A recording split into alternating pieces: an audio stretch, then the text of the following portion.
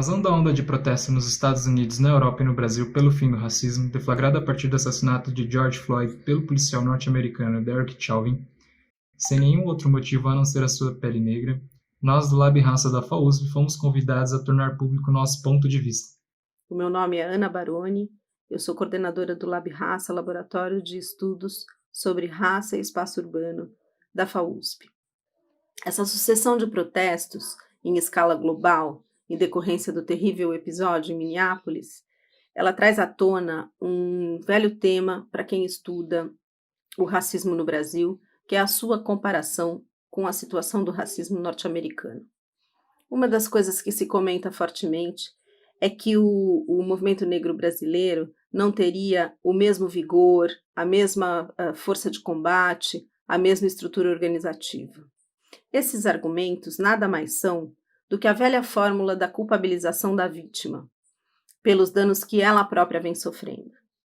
Da mesma forma que no Brasil é possível culpabilizar a mulher pelo assédio ou até mesmo pelo estupro que ela tenha sofrido por causa da roupa que ela estava usando, dizer que o movimento negro é responsável por não conseguir manifestar a sua revolta, a sua indignação, o seu repúdio, o seu inconformismo pela condição do racismo no Brasil, é não somente culpabilizar a vítima, mas é também ignorar a condição de autoritarismo do Estado brasileiro e, portanto, autoritarismo da sociedade brasileira.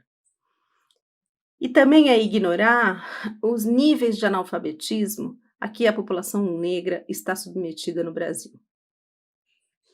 Esses são os dois pontos que, a meu ver, devem ser levantados na comparação da condição do racismo nos Estados Unidos e no Brasil.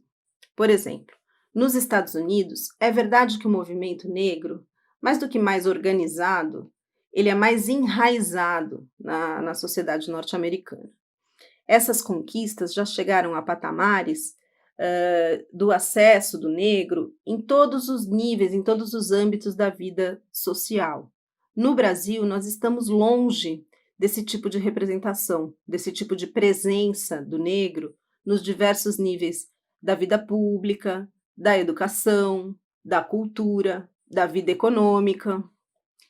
Mas isso não se dá porque o movimento negro norte-americano é mais forte do que o brasileiro.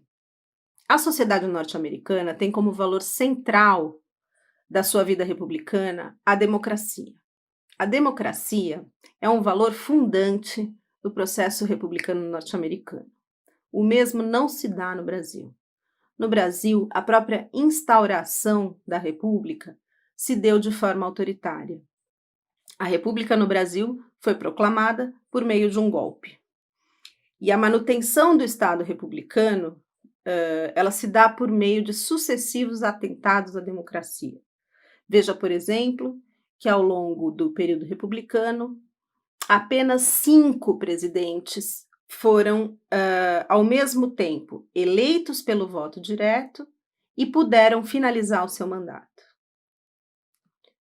Em termos sociais, isso repercute numa sociedade também autoritária, de forma que a força policial é usada no Brasil não como estrutura de proteção, mas como um aparato repressivo que age exatamente ali onde a consolidação dos direitos da população é mais frágil, ou seja, entre negros, pobres das periferias das grandes metrópoles. Esse é o aspecto que deve ser ponderado, a meu ver, na comparação com os Estados Unidos, ou seja, é verdade que nos Estados Unidos as mortes dos negros por policiais também são uma realidade.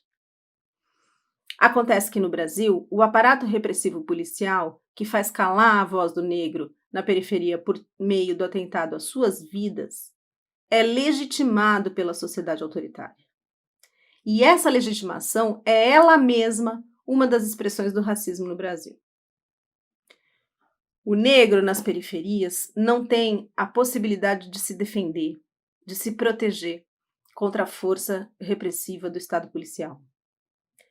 Por outro lado, a outra forma de perpetuação do racismo no Brasil e que dificulta a organização política do movimento negro e do antirracismo reside justamente na reprodução dos níveis de analfabetismo de geração em geração ao longo de todo o período republicano.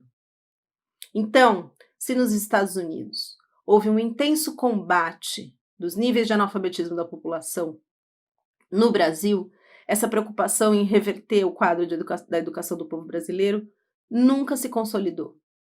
Portanto, a manifestação dos níveis de analfabetismo no Brasil, ela também dificulta as possibilidades de formas organizativas mais presentes, mais perenes, mais atuantes contra o racismo e mais bem-sucedidas na exigência de níveis de paridade na representação do negro em todas as esferas da vida social brasileira.